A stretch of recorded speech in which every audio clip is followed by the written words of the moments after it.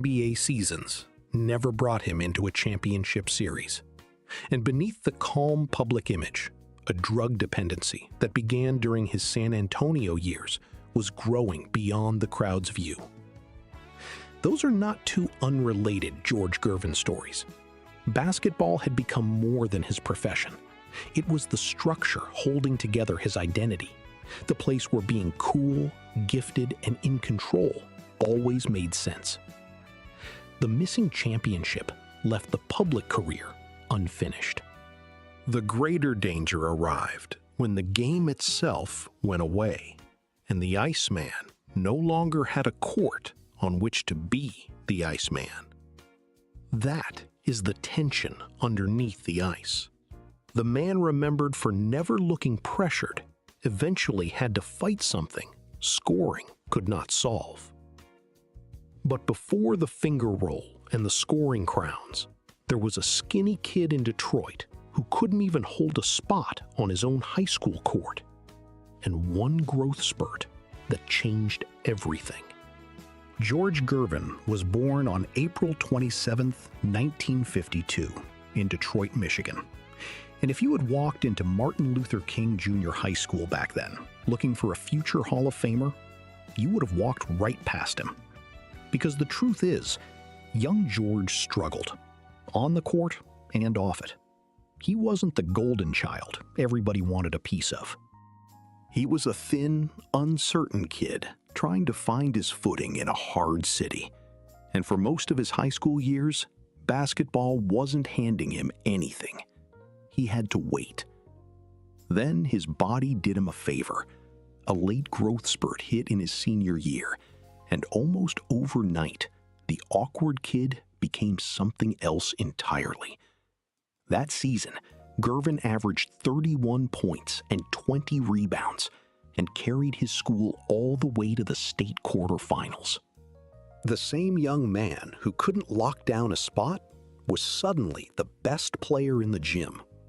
In 1970, the Detroit Free Press named him an all-state selection, official recognition that the late bloomer had finally arrived. But there's a second thread here that matters just as much as the box score. Gervin came up as an underprivileged child in Detroit, and he never forgot it. Years later, when he had money and a name, that memory is exactly what pushed him to build programs for kids who were starting where he started. The struggle wasn't just backstory. It became the reason for a whole second life.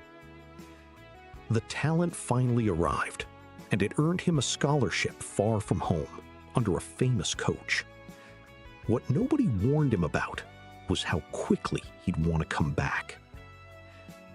The scholarship was a big one. George Gervin was headed to California State University, Long Beach, to play under Jerry Tarkanian, one of the most famous coaches in the country. On paper, it was a dream. In real life, it fell apart fast.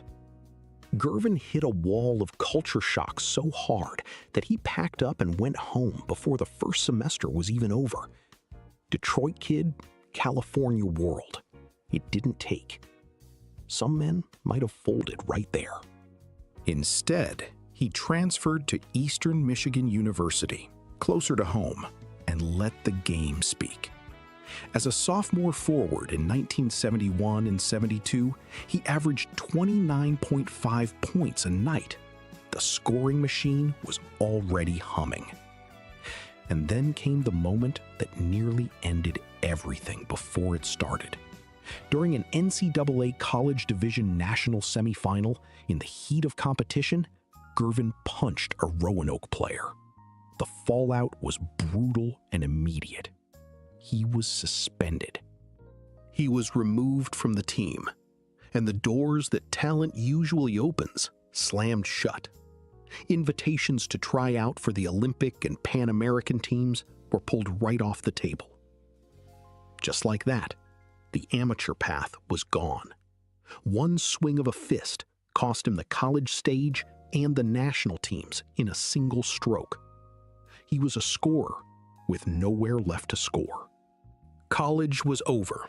The amateur doors were closed, and the only basketball left for him was a small-time league far from the spotlight, where for $40,000, a stranger decided to take a chance. When the big-time doors close, you take the small door that's still cracked open. For George Gervin, that door led to the Continental Basketball Association and the Pontiac Chaparrals, a long way from bright lights and national television. This was survival ball, played for love and gas money, by a man who still believed he belonged somewhere higher. Somebody was watching. Johnny Kerr, an executive with the Virginia Squires of the ABA, spotted Gervin down in that smaller world and saw exactly what everyone else had been missing.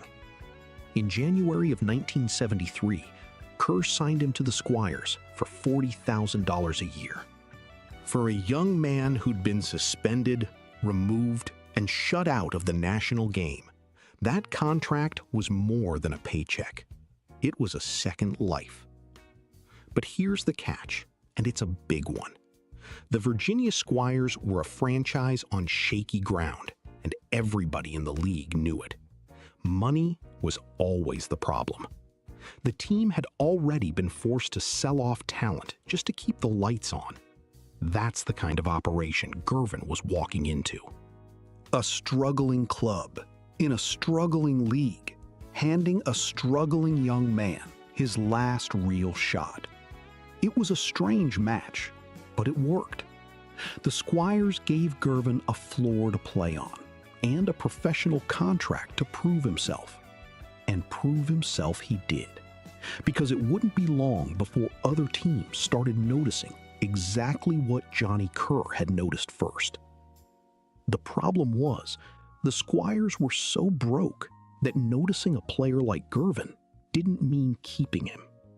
It meant one thing: figuring out how much cash he was worth. By the winter of 1974, the rumors were everywhere. During the ABA All-Star Weekend, word got around that the Squires were shopping their young scorer. Not for players, not for picks, but for straight cash. And on January 30th, 1974, the deal went down. George Gervin's contract was sold to the San Antonio Spurs for $228,000. His contract was sold, not traded for talent or exchanged in a clever front office move. A struggling franchise handed over its emerging star and took the money because immediate survival mattered more than a future roster. That was how thin the ice had become in the ABA. A player capable of anchoring a team had been converted into the cash required to keep operating. But the ABA wasn't ready to let it slide. League officials tried to block the whole thing, arguing that the Squires were running a fire sale and gutting a franchise right in front of the paying public. It went to court, and the court sided with the Spurs. The sale stood. Gervin was San Antonio's man. The ruling told you everything about where the Squires were headed. Within 2 years, the franchise that discovered him was gone, folded up, finished, a footnote. Gervin had gotten out just in time. Later that year, Phoenix used the 40th pick of the 1974 NBA draft on him. The larger league was calling, but Gervin declined. He remained with San Antonio and bet that the opportunity already in his hands mattered more than the prestige of starting again elsewhere. He arrived from a financially unstable league with a college expulsion still attached to his reputation. What happened next made the basketball world reconsider both labels. San Antonio had been a defense-first team, grinding out games the hard way. Then, Gervin took over the identity, and everything changed. The Spurs became a fast-breaking, high-scoring show, the kind of run-and-gun basketball that put folks in seats. Coach Bob Bass had a name for it. He called it schoolyard basketball, loose, fearless, and built around a scorer who made the impossible look routine. Then came the merger. In 1976, the ABA and NBA joined forces, and the Spurs, with their scoring and their crowds, were one of the teams the bigger league brought aboard. Gervin had followed his league right into the NBA, and now the whole country got to see the finger roll up close. That shot was his signature. Other players used it for easy little layups. Gervin used it from way out, letting the ball roll off his fingertips with a touch that reached all the way to the free throw line. Soft as a whisper, deadly as anything in the game. And then came the night nobody's forgotten. The 1977 and 78 scoring title came down to the final day, and it turned into a duel for the ages. David Thompson went first and dropped 73 points. 73. The number needed to bury Gervin was enormous. Gervin's answer? 63 points, including a record-setting 33 in a single quarter, the most anyone had ever poured in during one period at that time. He edged Thompson by the thinnest of margins, 27.22 to 27.15, then calmly took a seat, title in hand. That wasn't a one-year wonder either. Gervin led the league in scoring 3 straight seasons, from 1978 to 1980, peaking at 33.1 a game in 79 and 80, and led again in 82. The crowns kept coming, and San Antonio finally looked built to win it all. Then came a collapse so sudden that fans still shake their heads. For all the scoring and individual honors, George Gervin never played in a championship series. It was not for lack of getting close. San Antonio reached the conference finals 3 times during his prime, close enough for the missing round to become the central competitive frustration of his career. The cruelest one came first. In the 1978 and 79 season, the Spurs climbed all the way to the conference finals and took a 3-1 lead on the Washington Bullets. 3-1. One more win, and they were headed to the championship round. And then it fell apart. 3 straight losses. Just like that, the series was gone. And so was the best shot Gervin's Spurs ever had. The next wall had a name, and it wore purple and gold. In 1981 and 82, San Antonio finished second in the West and marched back to the conference finals, only to get swept by the top-seeded Los Angeles Lakers, the team that went on to win it all that year. No drama, no 7-game war. 4 and out. They came right back the following season and won 53 games, earning another trip to the conference finals in 1982 and 83. And there stood the Lakers again. This time it took 6 games, but the ending was the same. Los Angeles moved on. San Antonio went home. 3 trips to the conference finals produced 3 eliminations. Across 14 ABA and NBA seasons, with all-star appearances in both leagues and a Hall of Fame body of work, Gervin never appeared in the final series. His scoring established greatness, but it could not supply the team achievement later generations use as shorthand for it. The pattern was not that Gervin suddenly stopped scoring when the games became serious.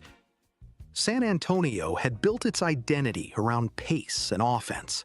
In 1978 and 79, the Spurs led the NBA in points per game. But a scoring champion can answer only so many problems in a long series. Washington survived the 3-1 deficit. The Lakers had enough to sweep San Antonio once and beat it again a year later.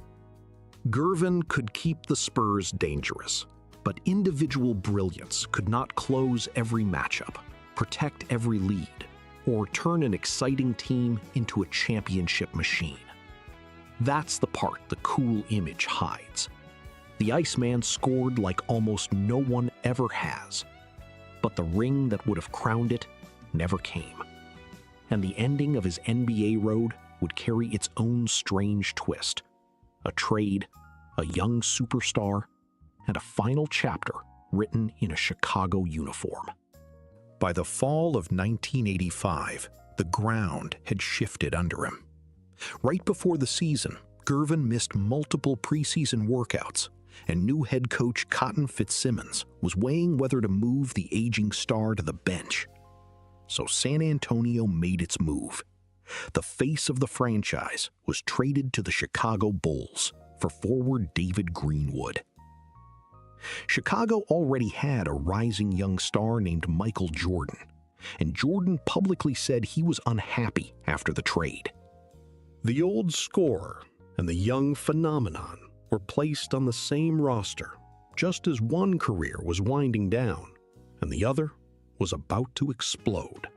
Give Gervin credit. He didn't just collect a paycheck and coast. No longer an all-star, he still averaged 16.2 points a game for Chicago, dropped a season-high 45 on the Dallas Mavericks. And this is the part that shows the pride. He played all 82 games, every single one. An aging veteran in a strange city, at the end of the road, and he never sat.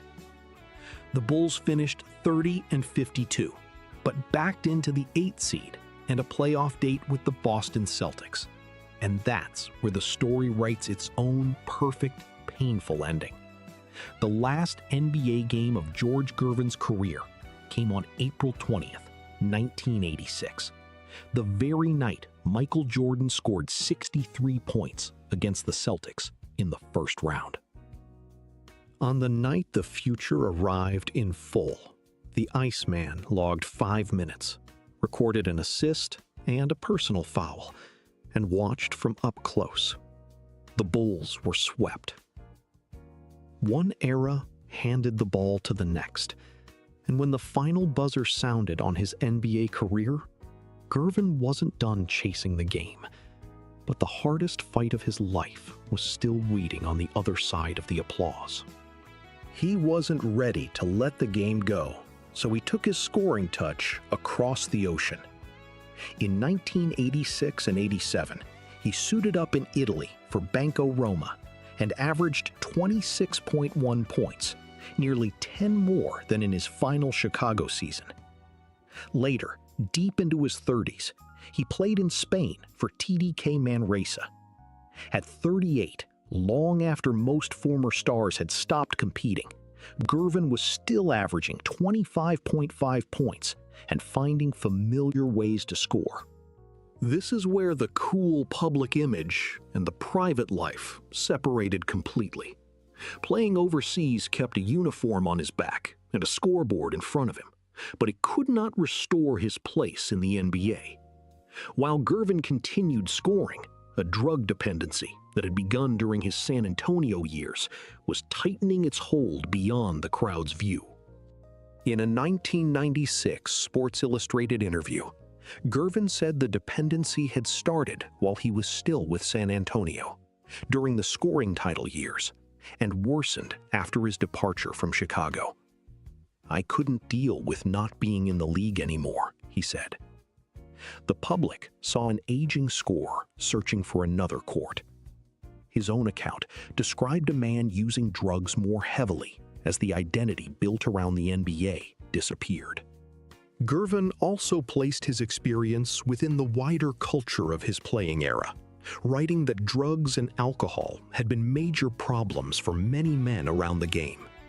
That context did not reduce his responsibility, but it made clear that the danger had never belonged to him alone. The playing was finally over, and without the game to lean on, the crisis stopped being a private thing. In 1989, it landed in a police report, and, according to reports, in a hospital.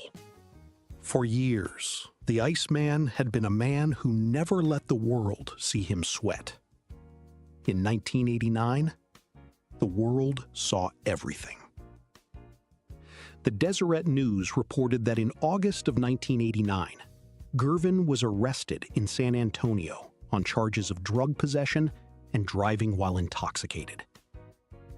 Police alleged that he had been speeding and weaving on an interstate around 2:30 in the morning and reported finding a suspected illegal drug.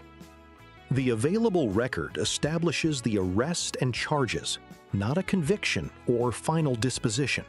That distinction matters, even though the headline alone marked how far his public life had fallen. Later sports accounts also described a serious drug-related medical emergency in February of that year. Those reports do not identify the original medical document, so the episode should remain attributed rather than presented as independently confirmed fact. It is consistent with the crisis Gervin later described in his own words, but the limits of the surviving public record still matter. The cost extended beyond a police report. By Gervin's own account, he was losing his family and employment while repeatedly failing to sustain recovery. The calm public image no longer protected him. The scoring had stopped, and the applause that had organized his adult life had gone quiet. By his own words, he tried to climb out 3 separate times and failed because he kept going for the wrong reasons. The turn came only when he stopped protecting the image of the player and chose the life of the person underneath it. Recovery, when it finally took hold, didn't come with a dramatic speech or a single perfect moment. It came the hard way, over a long time, after more than one false start. Gervin has been strikingly honest about the process. "It took me a long time," he said. "I went to 3 treatment centers, but I was going for the wrong reasons. Earlier attempts had focused on consequences and appearances. The successful effort began when he understood the stakes as his own life. I went to save George," he explained. The phrase separates the public player from the person who finally chose to survive. That shift from saving the player to saving the man is the whole turning point. The Iceman had spent a lifetime being cool for everybody else. Now he had to get honest for himself. And the family he'd nearly lost was part of what he came home to. Gervin had married Joyce King back in 1976. The couple divorced in 1984 and then remarried in 1985, and together they raised 3 children. That reunited marriage became part of the ground he rebuilt on. By 1996, the change was public. Gervin had completed treatment and returned to the Spurs as a community relations representative, the franchise star now serving as a steady presence. He carried no illusions about the mark the crisis had left. "People used to remember me for my game," he said. "Now, whatever I do for the rest of my life, they'll remember me for one thing: my addiction." The statement contained no excuse, only his awareness of what survival had cost. He had chosen to live. The last question was what he would do with the life he'd fought so hard to keep. Part of his answer had already begun before recovery fully held. What changed afterward was the steadiness with which he could keep building it. Back in 1991, Gervin had already established the George Gervin Youth Center in San Antonio, a program built for underprivileged kids, the same kind of kid he'd once been in Detroit.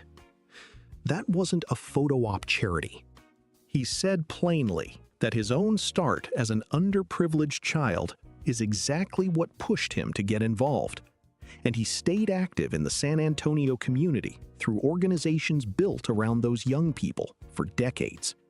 The scorer became a builder. As his recovery held, the honors he'd earned on the floor came home to roost. In 1996, Gervin was inducted into the Naismith Memorial Basketball Hall of Fame. That same year, he was named one of the 50 greatest players in NBA history, a place among the immortals. Then, in 2021, when the league marked its 75th anniversary, his name was there again on the 75th anniversary team. Two eras of the NBA, both agreeing on the same truth: the Iceman belonged. The honors rested on 4 scoring titles, an NBA career average of 26.2 points, and a finger roll he could release from remarkable distances with uncommon touch. At the time of his retirement, his blocked shot total was also historically notable among guards, a reminder that his long frame contributed more than graceful offense. No championship ring ever completed the picture, and recovery did not go back and supply one. George Gervin's career remains unfinished in that public sense, but the man